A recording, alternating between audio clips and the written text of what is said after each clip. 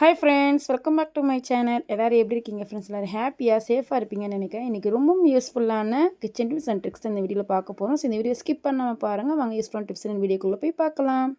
First tip பார்க்கலாம். So அதுக்காக இந்த மாதிரி டபுள் டேப் இருந்தால் எடுத்துக்கோங்க. அதுக்கப்புறம் ஒரு பெரிய மூடி, அதாவது 5 லிட்டர் கேனு, அதுக்கப்புறம் நம்ம எண்ணெய் கேன்லாம் வாங்கினா இந்தமாரி கிடைக்கும்ல பெரிய மூடி. ஸோ அந்த மாதிரி இருந்தால் எடுத்துக்கோங்க. இந்த மாதிரி டபுள் டேப்பை அந்த மூடியில் ஒட்டிட்டு வாலில் இந்த மாதிரி ஒட்டிக்கிங்க. உங்களுக்கு எங்கெல்லாம் ஆணி அடிக்க முடியல அந்த இடத்துல இந்த மாதிரி மாட்டி வச்சுக்கலாம். நான் கிச்சன் ரூமில் தான் இதை மாட்டி வச்சுருக்கேன். ஸோ இந்தமாரி கேஸ் கட்டரு, அதுக்கப்புறம் ஒரு சில பொருட்கள்லாம் மாட்டி வைக்கிறதுக்கு இதை யூஸ் பண்ணிக்கலாம். அடுத்து பாருங்கள், நம்மளோட பாத்ரூமோட அந்த டேப் இதெல்லாம் உப்பு கரை படிஞ்சிச்சுன்னா கொஞ்சமாக நம்ம டொமேட்டோ கெச்சப் இது இருந்தால் போட்டுக்குங்க. வேறு எதுவுமே வேணாம், இது இருந்தால் போதும். ஸோ அதை இந்த மாதிரி ப்ரெஷ்ஷால் நல்லா எல்லா இடத்துலையும் தேய்ச்சி விட்டுருங்க. அதுக்கப்புறம் ஒரு 10 நிமிஷம் பொறுத்து நீங்கள் கழுகி விட்டிங்கன்னா சூப்பராக நல்லா பளிச்சுன்னு இருக்கும். அதேமாரி தான் நம்ம ஹேண்ட் வாஷ் கழுவக்கூடிய அந்த டேப் இந்த இடத்துல ரொம்ப கரைப்படைஞ்சிருந்துச்சுன்னா இந்த மாதிரி நீங்கள் வெறுமே இந்த டொமேட்டோ கெச்சப் மட்டும் நீங்கள் போட்டு தேய்ச்சி விட்டுட்டு, ரொம்ப உப்பு கரை இருந்துச்சுன்னா ஒரு 10 நிமிஷம் பொறுத்து நீங்கள் அழகாக ஒரு ஸ்டீல் ஸ்க்ரப்பர் வச்சு தேய்ச்சி விட்டிங்க அப்படின்னா நல்லா சூப்பராக பளபளன்னு பளிச்சுன்னு ஆகிடும். ஃப்ரெண்ட்ஸ், கண்டிப்பாக உங்கள் வீடுகளில் ட்ரை பண்ணி பாருங்கள். பார்க்கும்போதே நல்லா புதுசாக சூப்பராக பளபளன்னு பளிச்சுன்னு ஆகிடுச்சு பார்த்தீங்களா? ஸோ இதை ஸ்டார்டிங்லேருந்து நீங்கள் க்ளீன் பண்ணிகிட்டே இருந்தால் தான் உப்பு கரை அதிகமாக படியாது. ரொம்ப அதிகப்படியாக ஆயிடுச்சு அப்படின்னா ரொம்ப க்ளீன் பண்ணுறது கஷ்டமாக இருக்கும். அடுத்து பாருங்கள், நம்மள பாத்திரம் கழுவக்கூடிய இந்த சிங்கில் 1 டேபிள் ஸ்பூன் அளவு பேக்கிங் சோடா, கொஞ்சமாக வினிகர் மட்டும் நான் சேர்த்துருக்கேன். இது எதுக்கு நான் சேர்க்குறேன் அப்படின்னா, நம்ம கழுகக்கூடிய எல்லா ஃபுட் பார்ட்டிகிள்ஸும் அது வழியாக தான் போகும். அது மட்டும் இல்லை, அது வழியாக தான் பேட் ஸ்மெல் ஆகட்டும், கரப்பாம்பூச்சி ஆகட்டும், இது எல்லாமே வரும். ஸோ பேட் ஸ்மெல்லு கரப்பாம்பூச்சியெல்லாம் வராமல் இருக்கிறதுக்காக இந்த மாதிரி பேக்கிங் சோடா, வினிகர், நல்ல வெதுவெதுப்பான 2 டம்ளர் அளவு தண்ணியை நல்லா கொதிக்க வச்சு இந்த மாதிரி ஊற்றிட்டிங்க அப்படின்னா எந்த வித பேட் ஸ்மெல்லுமே வராது. அதேமாரி சிங்க்குமே அடையும் அடையாது. கண்டிப்பாக ட்ரை பண்ணி பாருங்கள். அடுத்து பாருங்கள், நம்ம குக்கரோட இந்த மூடி பகுதி. ஸோ ஒரு சில டைமில் பார்த்திங்கன்னா ரொம்ப அடைச்சிக்கிடுச்சு அப்படின்னா விசில் வரதுக்கு ரொம்ப சிரமமாக இருக்கும். ஸோ எப்பொழுதுமே அந்த விசில் வைக்கக்கூடிய இந்த இடம் இப்போ நான் காட்டுறேன் பாருங்கள். ஸோ இந்த இடத்துல நம்ம சேஃப்டி பின் வச்சு நல்லா குத்தி எடுக்கணும். இந்த ஹோல்ஸ் பகுதியில் பார்த்திங்க அப்படின்னா நிறைய ஃபுட் பார்ட்டிகிள்ஸ்லாம் உள்ளுக்கு இருக்கும். அதனால் சரியாக விசிலே வராது. ஸோ இந்த மாதிரி நல்லா குத்தி குத்தி விட்டுட்டிங்க அப்படின்னா சூப்பராக எந்த ஒரு ஃபுட் பார்ட்டிகிள்ஸும் இருக்காது. நல்லா ஃப்ரீயாக இருக்கும். ஏர் காற்றுமே நல்லா ஃப்ரீயாக போகிறனால நம்மளுக்கு விசிலுமே நல்லா ஃப்ரீயாக வரும். அதுக்கப்புறம் பாருங்கள், இந்த கேஸ் கட்டெல்லாம் யூஸ் பண்ண முடிச்சதுக்கப்புறம் ஃப்ரிட்ஜுக்குள்ளே வச்சுருங்க. நம்ம பாலில் வைப்போம்ல அந்த இடத்துல வச்சுருங்க. அப்போ தான் நீண்ட நாட்களுக்கு இந்த கேஸ் கட்டருமே வரும். ஸோ அதுக்கப்புறம் பாதி தேங்காயெல்லாம் நீங்கள் கட் பண்ணிட்டீங்க அப்படின்னா மீதம் உள்ள பாதியை கொஞ்சமாக தேங்காய் எண்ணெய் தடவி நீங்கள் ஃப்ரிட்ஜுக்குள்ளே வச்சிங்கன்னா நீண்ட நாட்களுக்கு தேங்காய் நம்மளுக்கு வரும். அடுத்து ரொம்ப ரொம்ப யூஸ்ஃபுல்லான டிப்ஸு பாருங்கள். கண்டிப்பாக உங்கள் வீடுகளே இந்த டிப்ஸை நீங்கள் ட்ரை பண்ணி பாருங்கள். பிடிச்சிருந்தாலும் மறக்காமல் நீங்கள் கமெண்ட் பண்ணுங்கள் ஃப்ரெண்ட்ஸ். கண்டிப்பாக இந்த டிப்ஸ் உங்களுக்கு யூஸ்ஃபுல்லாக இருக்கும்.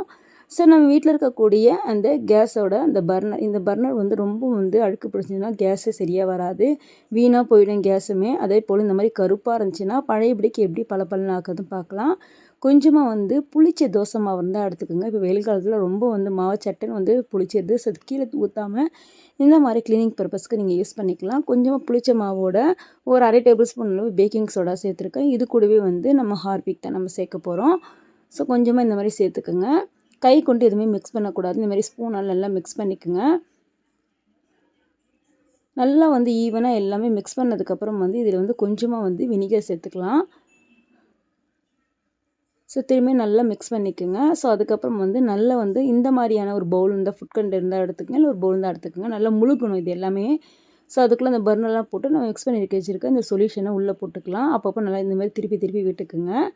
ஸோ கொஞ்சமாக தண்ணி மட்டும் நான் அலசி ஊற்றிருக்கிறேன், ஏன்னா ஃபுல்லாக முங்குற அளவுக்கு இருக்கணுன்றதுக்காக. ஸோ அதுக்கப்புறம் கையில் கை க்ளவுஸ் இருந்தால் போட்டுக்குங்க. அப்படி இல்லைனா கையில் கவர் இருந்தால் போட்டுக்குங்க. இதை கிட்டத்தட்ட ஒரு 1/2 மணி நேரமாவது நல்லா ஊற வைக்கணும். ஸோ ஊற வச்சதுக்கப்புறம் எப்படி கழுகணும்னு சொல்கிறேன். ஸோ இப்போ பாருங்கள், கையில் நான் கவர் தான் போட்டு ஒரு ரப்பர் பேண்ட் போட்டு, ஸோ கை க்ளவுஸ் இருந்தால் போட்டுக்குங்க. வெறும் கையில் செய்யாதீங்க இதை. ஏன்னா நம்ம ஹார்பிக் சேர்த்துருக்கறனால கையில் இதாகும். ஸோ பாருங்கள், பார்க்கும்போது தெரியுதுங்களா, கொஞ்சம் எல்லாமே போயிடுச்சு. கொஞ்சம் அந்த ஸ்டீல் ஸ்க்ரப்பர் வச்சு நல்லா இந்த மாதிரி தேய்ச்சி விட்டிங்க அப்படின்னா சூப்பராக நம்மளோட பர்னர் நல்லா பளபளன்னு ஆயிரும். பாருங்கள், புதுசாக வாங்கும்போது எப்படி இருந்துச்சோ அதே மாதிரி நல்லா பளபளன்னு ஆயிடுச்சு. இப்போ பாருங்கள், இதில் இருக்க டஸ்ட்டெல்லாம் போகிறனால என்ன ஆகும்னா கேஸ் அடுப்புமே நம்மளுக்கு நல்லா பற்றி எரியும். கேஸுமே வீணாக போகாது. ஃபஸ்ட்டு இருந்ததுக்கு இப்போ இருந்ததுக்கு நல்ல டிஃப்ரெண்ட் தெரியுதுங்களா? ஸோ நல்லா சூப்பராக பாருங்கள், பளபளன்னு பளிச்சுன்னு ஆயிடுச்சு. ஸோ அந்த லைட்டாக கருப்பு கருப்பாக இருக்கிறது அந்த எனாமல் போயிருக்கு. மற்றபடி நல்லா புதுசாக நல்லா பளபளன்னு பளிச்சுன்னு ஆயிடுச்சு. கண்டிப்பாக உங்கள் வீட்டில் ட்ரை பண்ணி பாருங்கள். இந்த டிப்ஸ் பிடிச்சனால மறக்காமல் இந்த வீடியோக்கு ஒரு லைக் கொடுத்து இந்த டிப்ஸ் ரொம்ப ரொம்ப பிடிச்சிருந்தா உங்கள் ஃப்ரெண்ட்ஸ் அண்ட் ஃபேமிலிக்கும் ஷேர் பண்ணுங்கள்.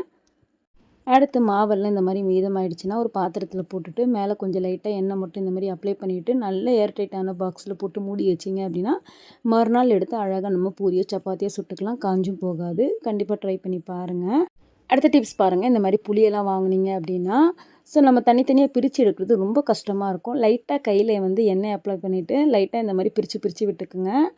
இந்த மாதிரி பிரித்து விட்டிங்கன்னா நம்மளுக்கு சுலபமாக அந்த புளி எல்லாமே தனித்தனியாக கிடச்சிரும். அதே போல் புளியெல்லாம் நீங்கள் ஸ்டோர் பண்ணுறீங்க அப்படின்னா அதில் இருக்க சீட்ஸ் ஆகட்டும், அதுக்கப்புறம் மேலே இருக்க அந்த ஓடாகட்டும் எல்லாமே தனியாக நீங்கள் எடுத்துடணும். உள்ளுக்குள்ளேயே அப்படியே இருந்துச்சு அப்படின்னா பூச்சி வந்துடும். இந்த மாதிரி வெயில் லைட்டாக காய வச்சுட்டு அதுக்கப்புறம் நல்ல ஒரு ஜாரில் இதை போட்டுட்டு கொஞ்சமாக மேலே கல்லுப்பு போட்டு எடுத்து வச்சிங்கன்னா மாதக்கணக்கான நல்லாயிருக்கும். மெயின் இந்த சீட்ஸு அதுக்கப்புறம் ஓடு எல்லாமே தனியாக எடுத்துடணும். சுத்தமாக க்ளீன் பண்ணதுக்கப்புறம் தான் நம்ம புளியை ஸ்டோர் பண்ணணும். பாருங்கள், இந்த மாதிரி ஓடெல்லாம் இருந்துச்சுன்னா தனியாக எடுத்து போட்டுருங்க.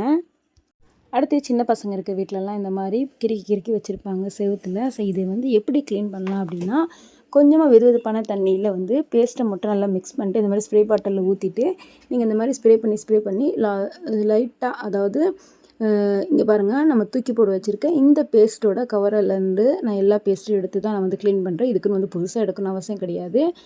இதை எடுத்து லைட்டாக வெதுவெதுப்பான தண்ணியில் நம்ம போட்டு மிக்ஸ் பண்ணோம். ஏன்னா பேஸ்ட்டை பொறுத்த வரைக்கும் சட்டுன்னு நம்மளுக்கு கரைந்து வராது. இந்த மாதிரி லைட்டாக நீங்கள் எடுத்தீங்க அப்படின்னா கொஞ்சம் வெதுவெதுப்பான தண்ணியை நல்லா மிக்ஸ் பண்ணிக்கணும். கொஞ்சம் ஒரு 2 நிமிஷம் நல்லா அடிக்கணும். அடித்ததுக்கப்புறம் நம்ம ஸ்ப்ரே பாட்டிலில் ஊற்றி நம்ம அந்த செவுத்தில் இருக்கக்கூடிய அந்த கரை மேலே நம்ம ஸ்ப்ரே பண்ணி விட்டுட்டு பாருங்கள் ஃப்ரெண்ட்ஸ், லைட்டாக நம்ம பாத்திரம் முழுக்க யூஸ் பண்ணுவாங்களோ அந்த ஸ்பாங்கு அதை வச்சு தேய்ச்சாவே போதும். நல்லா சூப்பராக பளபளன்னு நல்லா நீட்டாக மேலே வருங்க. தேய்ச்சதுக்கும் கீழே தேய்க்காதுக்கும் நல்லா டிஃப்ரெண்ட் தெரியுதுங்களா? இதே போல் நம்ம முகம் பார்க்கக்கூடிய இந்த கண்ணாடியுமே ரொம்ப அழுக்கு படிஞ்சுன்னா இதுவுமே லைட்டாக ஸ்ப்ரே பண்ணி விட்டுட்டு நீங்கள் அதே போல் ஒரு சிலர் கிளாஸ்லான இந்த இதெல்லாம் ஜன்னல்லாம் வச்சுருப்பாங்க. அந்த மாதிரியான ஜன்னல்லாம் கூட நீங்கள் இதே தண்ணியை வச்சு அழகாக தொட்டு இந்த மாதிரி நீங்கள் க்ளீன் பண்ணி எடுக்கலாம். நல்லா பளபளன்னு ஆயிரும். பாருங்கள், சூப்பராக பளபளன்னு ஆயிடுச்சு. அடுத்து பாருங்கள், நம்ம வீட்டில் வேண்டான்னு தூக்கி போட வச்சுருக்க இந்த மாதிரியான பேண்ட்டெல்லாம் வேஸ்ட்டில் தூக்கி போடாமல் இதை யூஸ்ஃபுல்லான டிப்ஸு சொல்கிறேன்.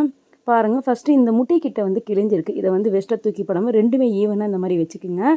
வச்சதுக்கப்புறம் கத்திரிக்கோலை வச்சு நான் கட் பண்ணி எடுத்துக்கிறேன் இந்த முட்டி வரைக்குமே. இந்த ஒரு பேண்ட்டை வச்சு 3 யூஸ்ஃபுல்லான டிப்ஸ் தான் பார்க்க போகிறோம். இப்போ பாருங்கள், இந்த மாதிரி கட் பண்ணி எடுத்தோன்னா மேலே நம்மளுக்கு ஒரு டவுசர் மாதிரி கிடைக்கும். அதை பிள்ளைகளுக்கு ஷார்ட்ஸாக யூஸ் பண்ணிக்கலாம். அடுத்து நம்ம கீழே கட் பண்ண இந்த 2 போர்ஷனையுமே எதுக்கு நான் யூஸ் பண்ணலான்னு சொல்கிறேன். பாருங்கள், சூப்பராக நம்மளுக்கு புதுசு போல் நம்மளுக்கு கிடச்சிருக்குச்சா? இப்போ அடுத்து இந்த 2த்தையுமே ரொம்ப யூஸ்ஃபுல்லான டிப்ஸ் பார்க்க போகிறோம். இதை மல்டிபர்பஸாக நம்ம யூஸ் பண்ணிக்கலாம். பிள்ளைங்க வாட்டர் பாட்டிலாம் எடுத்து போகிறதுக்கு பவுச் மாதிரி யூஸ் பண்ணிக்கலாம். அதுக்காக கீழே இந்த இடத்துல இப்போ இந்த வீடியோவில் காட்டுற பார்த்திங்களா, இந்த இடத்துல நீங்கள் தைச்சி எடுத்துக்கணும். அதுக்கப்புறம் உள்ளுக்காக திருப்பி தைச்சி எடுத்துகிட்டு அதுக்கப்புறம் மறுபடியுமே வெளிப்பக்கமாக இந்த மாதிரி திருப்பி எடுத்துக்கோங்க. அதுக்கப்புறம் இதில் வாட்டர் பாட்டில் போட்டு எடுத்து வச்சிங்க அப்படின்னா நம்மளுக்கு நல்ல பவுச் மாதிரி கிடைக்கும். அது மட்டும் இல்லை, நீங்கள் ட்ராவல் பண்ணுறீங்க அப்படின்னா குட்டி பசங்களோட திங்ஸ் ஆகட்டும், நம்மளோட திங்ஸ் ஆகட்டும், இதை போட்டுக்கிறதுக்கு ஒரு பவுச் மாதிரி நம்ம யூஸ் பண்ணிக்கலாம். நம்ம சீக்கிரட்டாக என்ன ஒரு பொருள் எடுத்துகிட்டு போனாலும் இதுக்குள்ளே வச்சு அழகாக பவுச் மாதிரி நம்ம எடுத்துகிட்டு போய்க்கலாம். பாருங்கள், அழகாக நம்மளுக்கு கிடச்சிச்சு. வளையல், செயின், இந்த மாதிரி கிளிப்பு, இந்த மாதிரி ஐட்டம்லாம் கூட இதில் போட்டுக்கிறது யூஸ் பண்ணிக்கலாம். இன்னர் பொசிஷன் நம்ம கட் பண்ணோம்ல அதை மேலே ஒரு சின்ன ஹோல்ஸ் மட்டும் போட்டு எடுத்துக்கலாம். இதை நம்ம எதுக்கு யூஸ் பண்ணலாம் அப்படின்னா நம்ம வீட்டில் நிறைய டஸ்ட்பின் போடுறதுக்கு கவர்லாம் வச்சுருப்போம். அது எல்லாமே அந்த கவர் பார்க்கும்போது நிறைய குப்பை மாதிரி இருக்கும். இந்த கவர்லாம் சின்ன சின்னதாக மடித்து அதுக்குள்ளே போட்டுக்கலாம். இந்த மாதிரி போடும்போது இடமே நம்மளுக்கு அதிகமாக தேவைப்படாது. அதே போல் இது பாருங்கள், எடுக்கிறதுக்குமே நம்மளுக்கு ஈஸியாக இருக்கும். அதனால தான் இந்த மாதிரி மேலே மட்டும் குட்டியாக நீங்கள் கட் பண்ணி எடுத்துக்கோங்க. அப்போ தான் நம்மளுக்கு ஹேங் பண்ண முடியும். இந்த மாதிரி ஹேங் பண்ணிவிட்டு நம்மளுக்கு தேவையானதை நம்ம எடுத்துக்கலாம். ட்ரை பண்ணி பாருங்கள். ஓகே ஃப்ரெண்ட்ஸ், இந்த வீடியோவில் எல்லா டிப்ஸுமே கண்டிப்பாக உங்களுக்கு யூஸ்ஃபுல்லாக இருக்கும்னு நினைக்கிறேன். நெக்ஸ்ட் இன்ட்ரெஸ்டிங்கான வீடியோவில் பார்க்கலாம். தேங்க்ஸ் ஃபார் வாட்சிங்.